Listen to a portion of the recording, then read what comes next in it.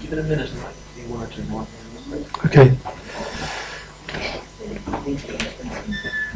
Okay.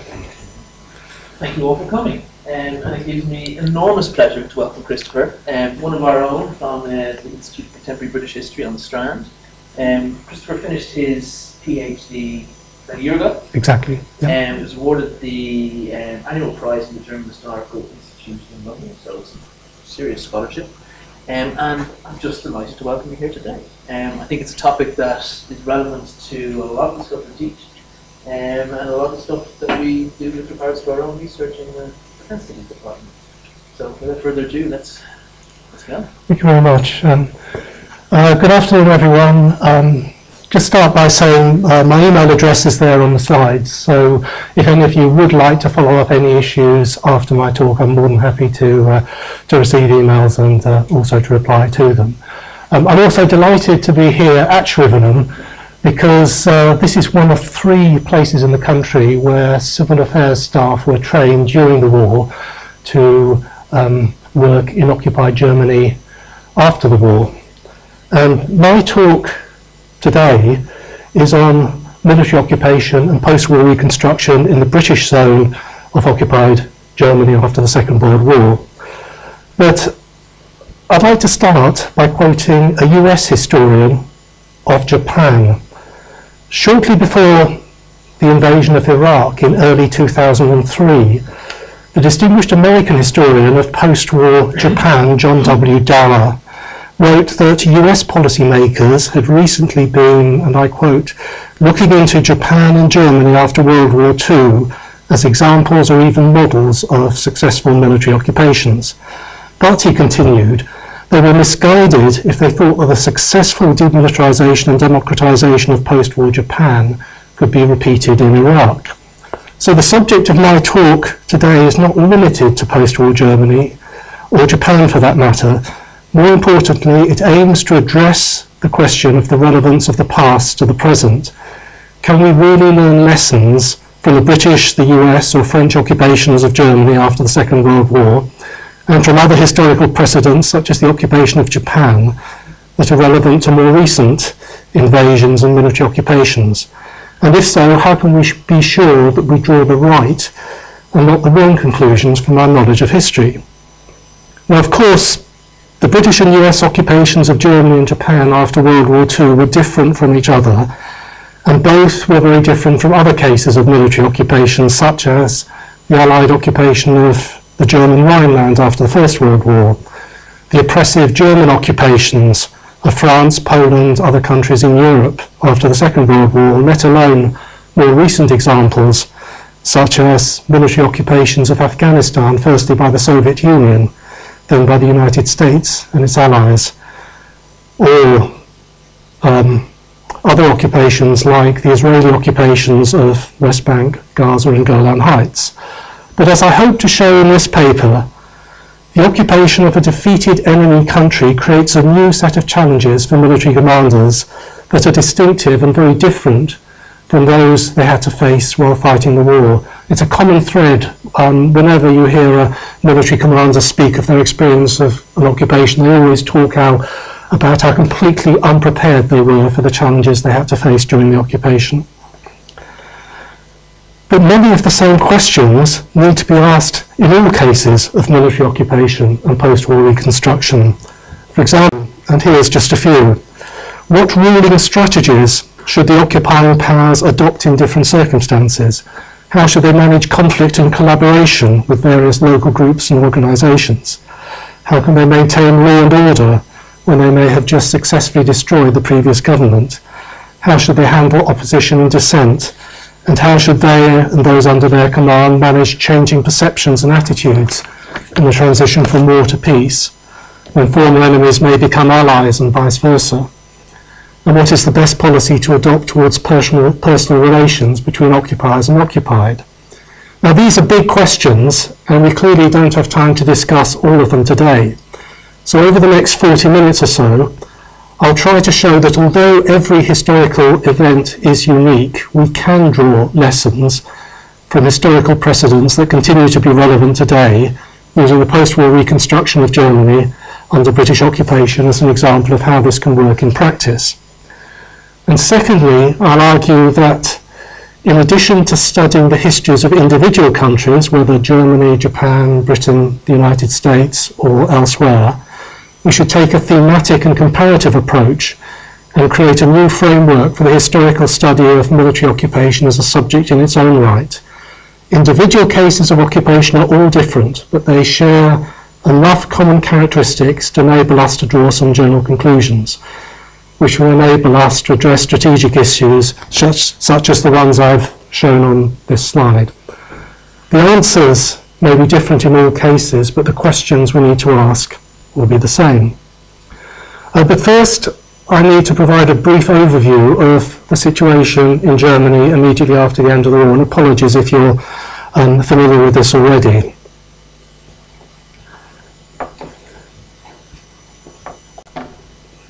Well, I'm sure we're all familiar with pictures such as this as the destruction of London after the Blitz. But if things were bad in Britain, they were far worse in Germany, as shown by this picture of Cologne Cathedral standing above the devastation of the city. At the end of the Second World War, Germany was in chaos. Contemporary observers reported that the destruction in some of the largest cities had to be seen to be believed, with, for example, 66% of the houses in Cologne destroyed and 93% of those in nearby Düsseldorf uninhabitable. Over 1 million German soldiers died fighting in the last few months of the war alone. Hundreds of thousands of German civilians were killed in Allied bombing raids. Many others had been evacuated from the cities to escape from the bombing or from advancing Allied armies, and were now homeless or attempting to return to homes that no longer existed. In addition, millions of ethnic German refugees were flooding into the rest of Germany after being expelled from Czechoslovakia and from former German territories east of the Oder-Neisse line, which now form part of Poland. A British observer described the huge numbers of people trekking in all directions as if a giant ant heap had been disturbed. So pictures like this are very typical of post-war Germany. In accordance with agreements made between Churchill, Roosevelt and Stalin at Yalta in February 1945 and confirmed at Potsdam in July and August 1945, Germany was divided by the victorious Allies into 4 zones of occupation. You can see the British zone in the northwest, American zone in the south, smaller French zone in the southwest, and the Soviet zone in the east, and Austria was also divided into 4 zones. Germany was also disarmed, former Nazis removed from office, and strict controls applied to future levels of German industry. The German economy was at a standstill. There was an acute shortage of food, and a real danger that thousands, maybe even millions of people would die of hunger and disease, as had happened in Europe after the First World War, when the influenza epidemic killed more people than died fighting in the war. And you can see from this side, which shows the pre-war and current post-war level of food consumption, that the level of food consumption in Germany had decreased massively from before the war to after the war. Despite what we hear about austerity in post-war Britain, Britain wasn't actually doing too badly after the war. But there are other countries like Poland, India and Japan where things were even worse than they were in Germany. I'll leave this slide up with just a few points to summarise the situation immediately after the end of the war. But the key point is that only 4 years later, in 1949, the 3 Western zones were combined to form the Federal Republic of Germany, while the Soviet zone became the German Democratic Republic. And in elections held in West Germany in August 1949, 72% of the electorate voted for the 3 main democratic parties, Christian Democrats, Social Democrats and Free Democrats. The Communists, meanwhile, obtained under 6% and the right-wing Conservatives under 2%, with the remaining votes going to regional parties and independents. Politically, therefore, these elections in the Federal Republic marked the end of a 4-year period of transition under Allied military occupation from 12 years of Nazi dictatorship in Germany to a stable liberal democracy. So despite exceeding the already staggering levels of death and destruction experienced only 30 years earlier in the First World War, The end of Nazi dictatorship in May 1945 has been followed by nearly 70 years of peace in Western Europe and economic and material prosperity inconceivable at the end of the war. No one expected that the war would be followed by peace and prosperity. It's not surprising, therefore, that together with Japan, post-war Germany is held up as a model of reconstruction after war. But what conclusions can we draw from studying the occupation of Germany as a historical precedent, as a case study of military occupation and post-war reconstruction? Now, I can only really speak for my own research, and to take my research as an example, my PhD was on the motivation, aims and intentions of British soldiers and civilian administrators who worked for military government or the Civilian Control Commission for Germany. So people I studied were senior officers like Field Marshal Montgomery, the first military governor of the British zone of occupation, General Brian Horrocks, one of Montgomery's 3 corps commanders, and General Gerald Templer, the head of civil administration for the 21st Army Group in Europe, later, of course, famous as Commander-in-Chief in Malaya, where he defeated the communist insurgency there.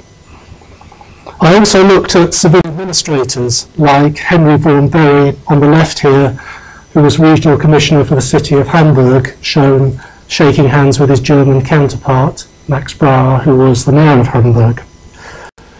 Austin Albu, who was a committed international socialist in a significant position in the Control Commission. He later became a Labour Party MP. I also looked at young men, some extremely young, with no adult experience but war, who were given great responsibility despite their youth, such as Sir Michael Palliser, who was a tank commander in 1945. He later became permanent Undersecretary at the, which is the Chief Civil Servant at the Foreign Office, where he played an important part in Britain's negotiations to join the European Union. Unfortunately, he's now died, but I was fortunate to interview him for my research before he died, and he told me that his experiences in occupied Germany and Europe after the war and destruction he saw then were the thing that turned him into a convinced European to try to ensure that another war between 2 continental powers such as France and Germany could never happen again.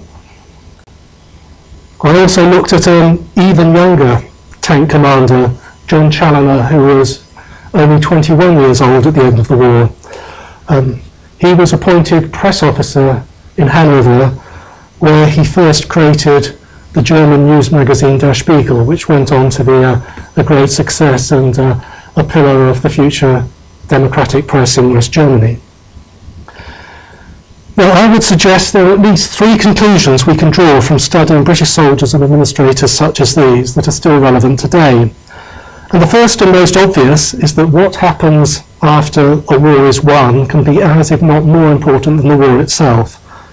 Montgomery recognised this as early as Victory in Europe VE Day in May 1945, when he said in a message to all his troops, I quote, "We have won the German war, let us now win the peace," unquote. Like many others of his generation, he'd seen the failure of the Treaty of Versailles and the occupation of the Rhineland after the First World War to prevent German rearmament, and he knew that victory in war would not necessarily be followed by peace and prosperity for all. And a second equally obvious message from the past is that those individuals given responsibility for military government and the civil administration of a defeated enemy have to make a rapid adjustment from a wartime to a peacetime mentality. One of Montgomery's senior officers, who stayed in Germany for over 5 years, Major General Alec Bishop, later described their task as follows, and I quote, "The British forces, which had hitherto been locked in mortal combat with their German opponents, turned almost overnight the whole of their energy, strength and enthusiasm into the physical reconstruction of the country in which they were serving." At the end of the war in May 1945, the German government had already collapsed, the remaining Nazi leaders were soon arrested or removed from office, and the German military forces surrendered and were disarmed.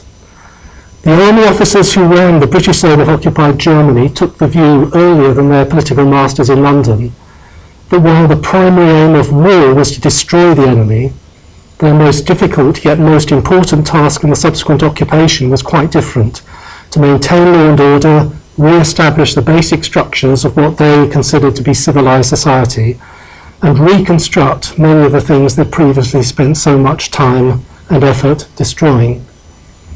Montgomery and his senior officers were convinced that negative restrictive policies such as the dismantling of weapons factories and restrictions on the level of German industry, as agreed by the Allied political leaders at the Potsdam Conference in July and August 1945, though necessary, and though these were implemented, they believed they would not in themselves be sufficient to prevent another war.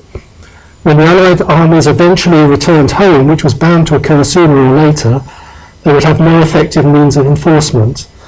Positive measures of reconstruction were needed to create prosperity so that the government and inhabitants of the occupied country would have no wish to engage in another war, and to give them hope for the future, which is one of Montgomery's favourite phrases.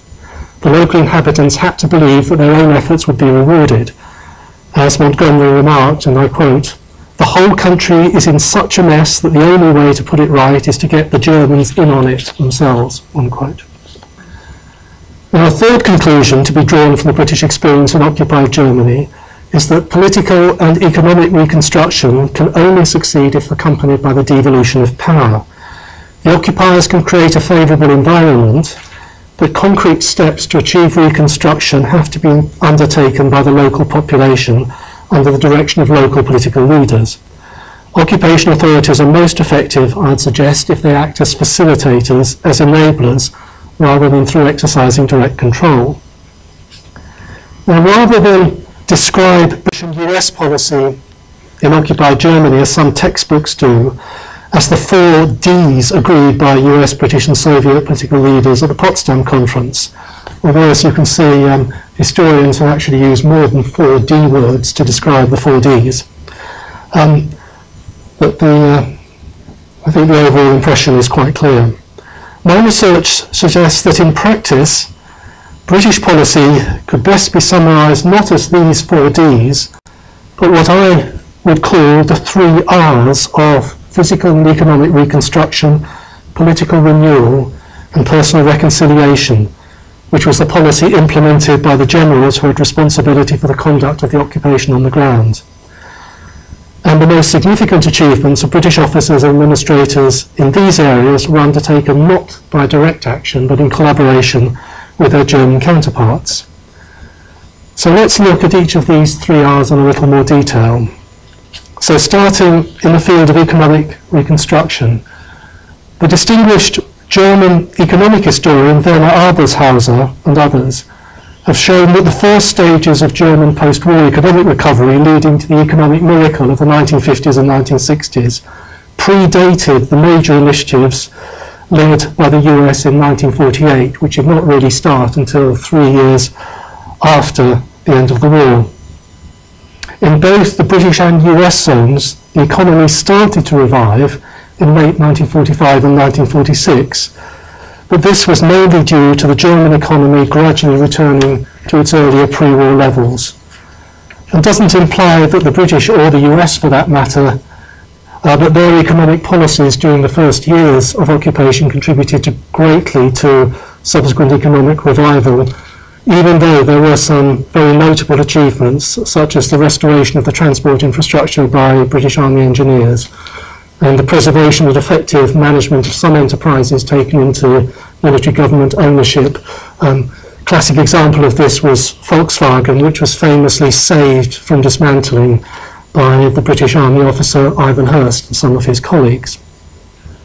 But some British initiatives, such as attempts to achieve coal production, were distinctly unsuccessful, due mainly to an acute shortage of workers, the lack of sufficient incentives to persuade enough people to work down the mines, and the failure of half-hearted attempts to compel them to do so.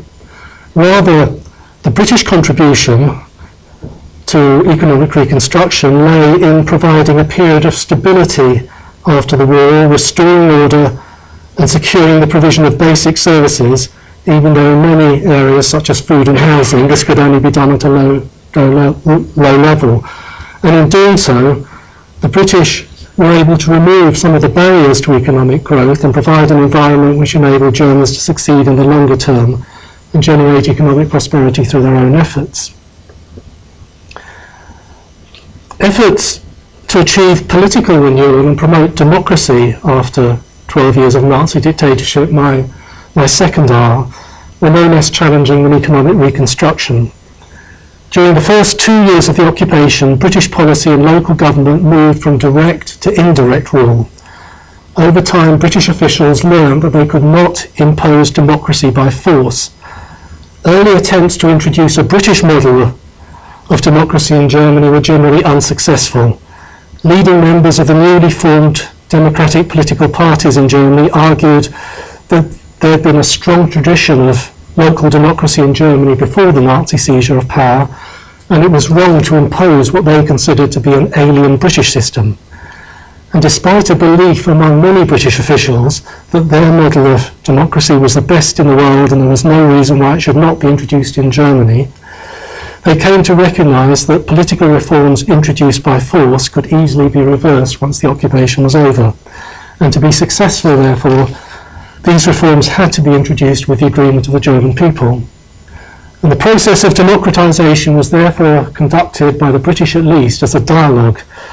And when discussing future political structures, both sides, British and Germans, agreed on many fundamental principles, such as the need to safeguard the individual against excessive demands from an authoritarian government, and that the electoral system should be designed to promote stable government with an effective but loyal opposition. And in many cases, the outcome eventually embodied in the new constitution of the Federal Republic of Germany, which came into force in 1949, was a compromise, as with the electoral system used in Germany to this day, which combines aspects of both the British and the pre-Nazi German systems. My third R is personal reconciliation. And effective collaboration in the areas of economic reconstruction and political renewal was not a question of passive agreement by the occupied Germans to British proposals. The successful devolution of power depended on the ability of both sides to work together. And in the first 2 years after the war, instructions issued to British administrative staff and army personnel regarding personal relations with German civilians changed completely. From the non-fraternisation ban at the start of the occupation, which forbade all contact with Germans other than those necessary for work, to official support for all forms of activity that promoted mutual understanding and personal reconciliation. And this change in official policy followed changes in attitudes among the troops on the ground, who came to see Germans as individuals and people like us, rather than in terms of the national stereotypes which had been promoted in wartime, through which all Germans were portrayed as aggressive, militaristic and untrustworthy. Official initiatives to promote mutual understanding and personal reconciliation included exchange visits, town twinning projects, many of which still exist today, and the network of reading rooms and British information centres known as Die Brücke, the bridge. Once power was devolved to local German administrations, British officials could no longer issue direct instructions to German subordinates. And although the British and other Allied High Commissioners maintained a veto at the highest level of government, British officials on the ground responsible for matters like education, local government or the police were told that their influence over the future development of the country was best maintained through personal relationships, especially with a German elite in responsible positions in government, business, the media, education. So, to summarise my argument so far, despite the agreement made at Potsdam between the political leaders of the victorious Allies that Germany should lose a large part of its former territories and be divided into 4 zones of occupation, that it should be demilitarised and denazified, that it should be liable to pay significant sums in reparations and be subject to significant controls on future levels of industry. In the first 4 years of occupation, British actions were guided by more immediate concerns, all of which could only be solved by reconstruction. The need to create order out of chaos, secure adequate supplies of food, prevent disease and unrest, restore the economic infrastructure, prevent unemployment, and maintain an adequate standard of living for the civilian population, thereby giving the Germans hope for the future. And these early concerns were soon accompanied by the devolution of power and attempts to promote political renewal through re-establishing political parties, trade unions, and local, regional, and finally national civilian administrations. The British believed in building from the bottom up, not from the top down. Once power was devolved and the British could no longer exercise direct control, a policy of personal reconciliation was seen as the best means of achieving their goals of economic reconstruction and political renewal, together with maintaining British influence and promoting mutual understanding between former enemies. But to return to the question of the relevance of the past to the present, and the theme of my talk today, military occupation and post-war reconstruction in Germany, I drew three conclusions earlier from this brief narrative of the British contribution to post-war German reconstruction. Firstly, that what happens after the end of a war can be as, if not more important than the war itself, that winning the peace is just as important as winning the war. Secondly, that individuals given responsibility for the military government and civil administration of a defeated enemy have to make a rapid and significant adjustment from a wartime to a peacetime mentality, from the destruction that inevitably accompanies war to a focus on reconstruction. And thirdly, that economic reconstruction and political renewal can only succeed if accompanied by the devolution of power and the support of local people under the direction of local political authorities. Now this, of course, is my interpretation based on my research. And other historians and contemporary strategists may have a different perspective. For example, a view common among many US and also German historians is that denazification was not pursued vigorously enough in post-war Germany, and too many former Nazis returned to positions of influence in the 1950s in both East and West Germany. Now this view of failed denazification during the occupation is not necessarily incompatible with my description of reconstruction and of giving Germans hope for the future. But how do we judge not only which interpretation is correct, but which is most relevant to present circumstances? What is more important, successful political and economic reconstruction, which may involve collaboration with elements of the old regime, or the need for fundamental regime change, truth and justice, which may only be achievable, if at all, through direct action? Now, one way of trying to assess two different interpretations is to take a comparative approach and, for example, move from occupied Germany and look at occupied Japan, where the US occupiers, led by General MacArthur, made a similarly rapid adjustment from a wartime to a peacetime mentality. During the war, Senator Truman, as he then was, not yet president, described the Japanese as, I quote, savages, ruthless, merciless and fanatic, unquote. He also justified his later decision to deploy the atom bomb on Hiroshima and Nagasaki in similar terms, writing in a personal letter, I quote, when you have to deal with a beast, you have to treat him as a beast, unquote. Yet less than 5 years later, his administration identified a democratic Japan as the key to the balance of power in Asia. Now, as historian John Dyer wrote, and to quote from his history, this transformation from savage enemy to freedom-loving ally was breathtaking in many ways. Now, the communists were portrayed as savages who were conspiring to conquer the world. More peculiar to the Asian context, the Japanese now donned the democratic, business-orientated characteristics that had been assigned to America's wartime Chinese allies, while the Chinese, as communists, suddenly became inherently treacherous and fanatical, robot-like and ant-like. The communist Chinese also absorbed much of the racist yellow peril animosity that had been directed against the Japanese enemy during World War II, now with the overlay, of course, of the red peril as well, unquote. So in both Germany and Japan, there was an extraordinary change in attitudes which cannot be explained simply by Britain, the United States, Germany and Japan, all sharing a new common enemy, the Soviet Union and Communist China. The reasons for this change in attitudes were complex, but the point I wish to make here is that US administrators in Japan followed a similar strategy to their US and British colleagues in Germany.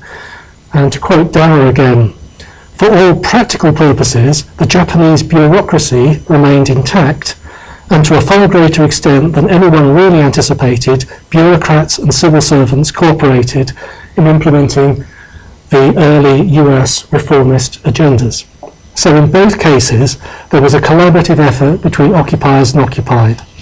Successful post-war reconstruction appears, from these two examples, to be associated with a conscious and deliberate change in how the victors perceive the defeated enemy, and the occupiers' willingness to work together with at least some of the officials who'd been part of, or maybe supported, or at least had not actively resisted the former discredited regime.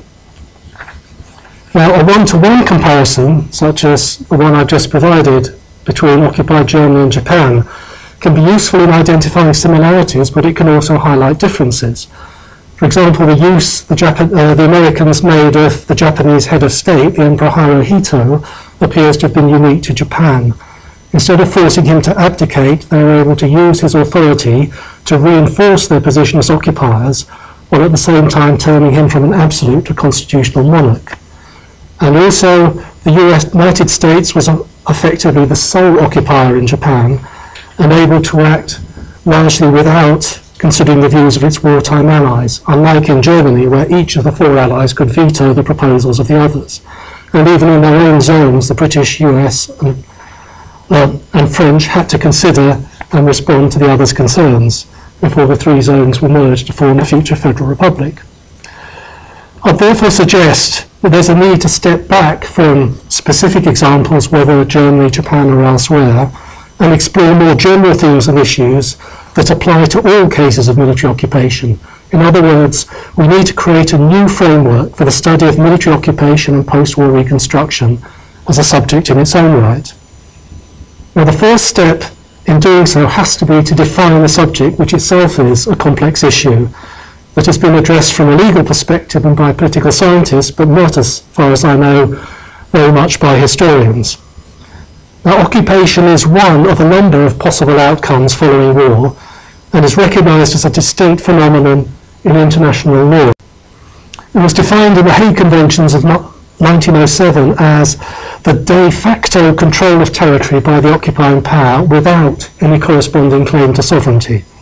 And in the words of the convention here, territory is considered occupied when it is actually placed under the authority of the hostile army.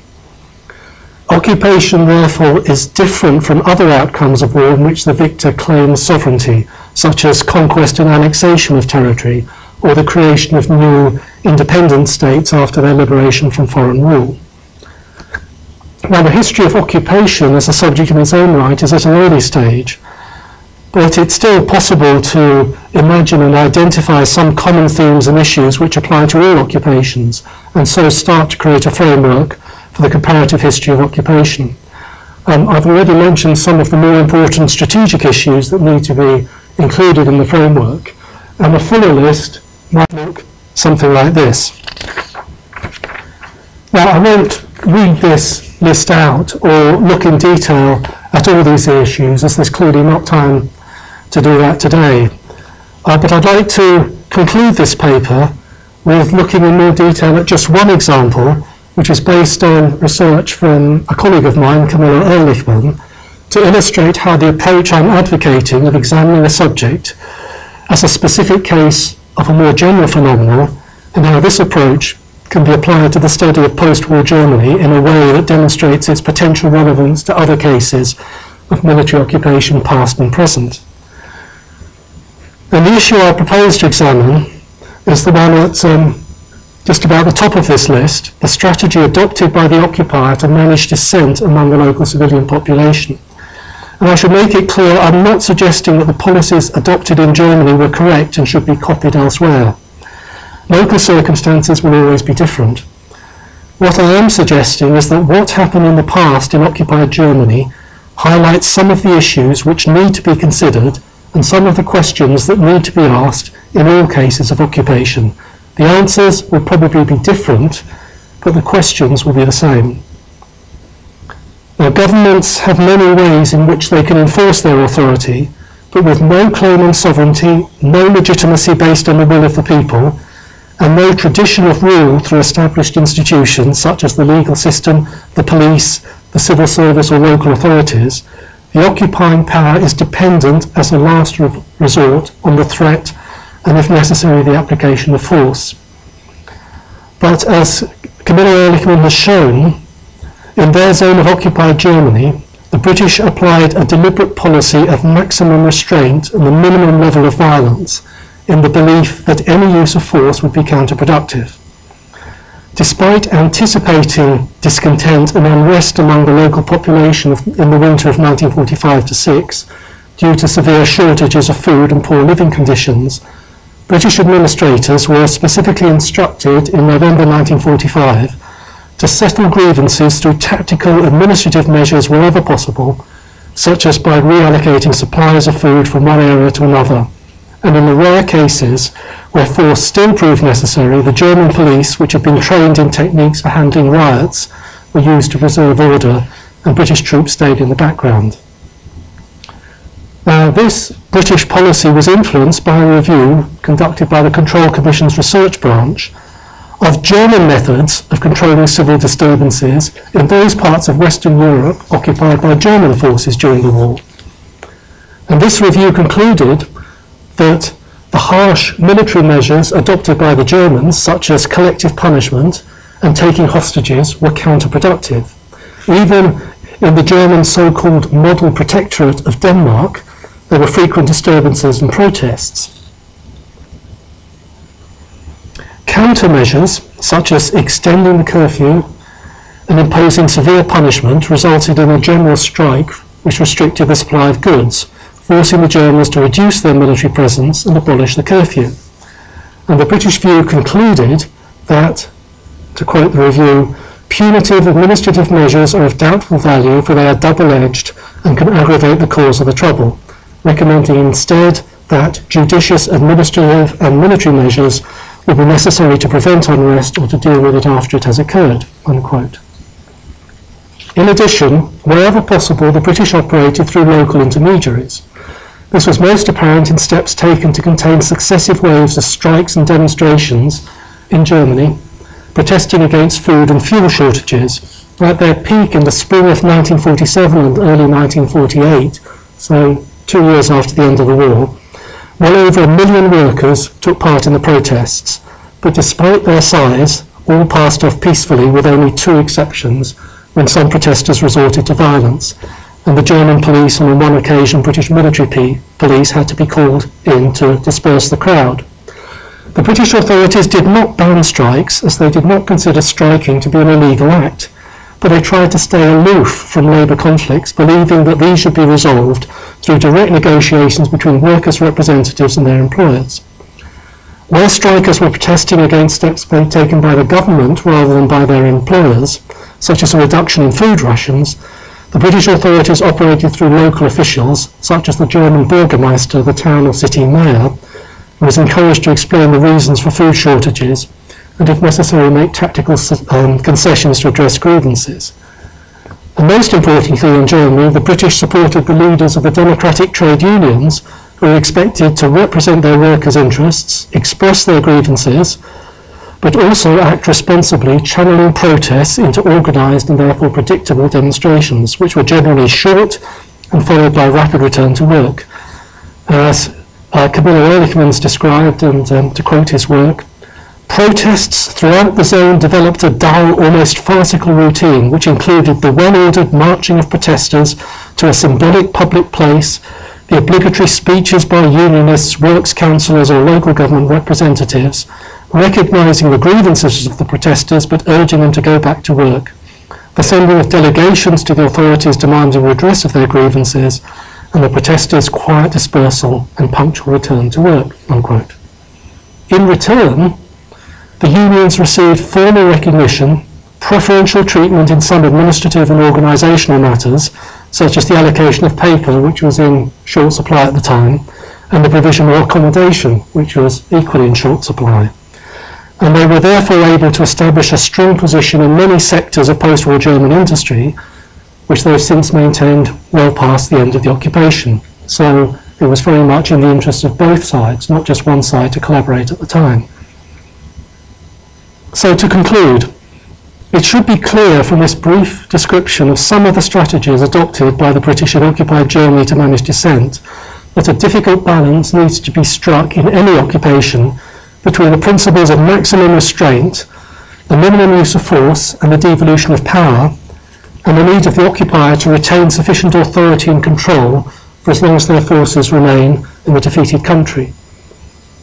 Different occupiers have applied different ruling strategies. British officials, as I described earlier, were willing to learn from the German occupations of Northwest Europe, and they drew conclusions from this regarding maximum restraint and the appropriate use of force. They also learned from their experience of empire and of the occupation of the Rhineland after the First World War, on questions such as the need to devolve power and work together with the local population, and the inability of restrictive measures such as disarmament to prevent another war unless combined with active support from important sections of the local population. So let me summarise the argument I've tried to make in this paper. We can look at the history of post-war Germany and we can draw some conclusions that are relevant to current issues by treating the subject as a historical precedent, a case study for post-war reconstruction generally.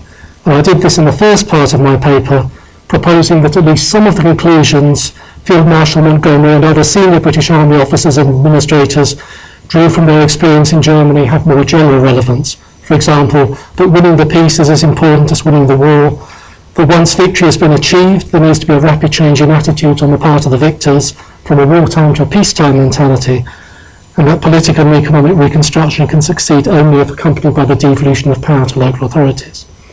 However, other historical interpretations can result in a different set of conclusions. In the case of post-war Germany, some historians have argued that the Allies did not pursue denazification sufficiently rigorously, and that they failed to fundamentally reform German politics and society in the brief period after the end of the war, when they were in full control and had a unique opportunity to do so. How then do we judge what conclusions we should draw from history that are relevant for contemporary and possible future operations? And I suggested we can do this by identifying the general, not the specific case. Post-war Germany provides one case study of reconstruction in a country under military occupation. We can identify other examples of military occupation after war, such as post-war Japan, or the wartime occupations of Europe by the Axis powers, Germany and Italy. All will be different, but common themes and issues apply to all, which means that we can formulate generic research questions, such as those I considered briefly in this paper, on important issues such as ruling strategies, managing dissent, conflict and collaboration, and personal relations between occupier and occupied. Examining these questions will highlight issues which, I'd suggest, have to be considered by anyone studying the consequences of war or planning future military operations. To echo Montgomery, having won the war, which may be hard enough, how else can we win the peace? Thank you very much.